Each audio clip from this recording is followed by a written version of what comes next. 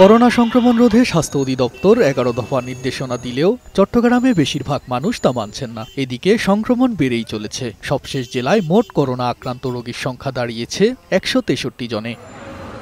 মানুষের মধ্যে গড়ে ওঠেনি জনসচেতনতা। স্বাস্থ্যবিধি মেনে চলার বালাই নেই কোথায়ও। বিভিন্ন অজুহাতে মাস্ক পরতে অনীহা লোকজনের। আমরা রিক্সা চালাইতেছি, এখন আমরা তো মাস্ক পরিতে আর মুখে রাখতে পারেন, গরম লাগে। মাস্ক আমি পরি, আমার পকেটে আছে, আমি ওই নিঃশ্বাস নিতে কষ্ট হয়, সেই জন্য মাস্কটা খুলে আমার পকেটে রাখছি।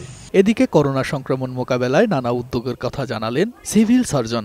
কোভিড নিয়ন্ত্রণের জন্য আমাদের যে লজিস্টিক যেগুলো আছে, মাস্ক, অক্সিজেন সিলিন্ডার এবং কোভিড নির্ণয়ের জন্য যে কিটগুলো দরকার, rapid antigen test, RTPCR kit, সবগুলো প্রস্তুত রাখার জন্য আমাদেরকে নির্দেশনা দেওয়া হয়েছে। আমরা চট্টগ্রামে যথেষ্ট সতর্ক আছি। চট্টগ্রাম নগরে 2টি হাসপাতালকে করোনা রোগীদের চিকিৎসা সেবার জন্য নির্ধারণ করা হয়েছে।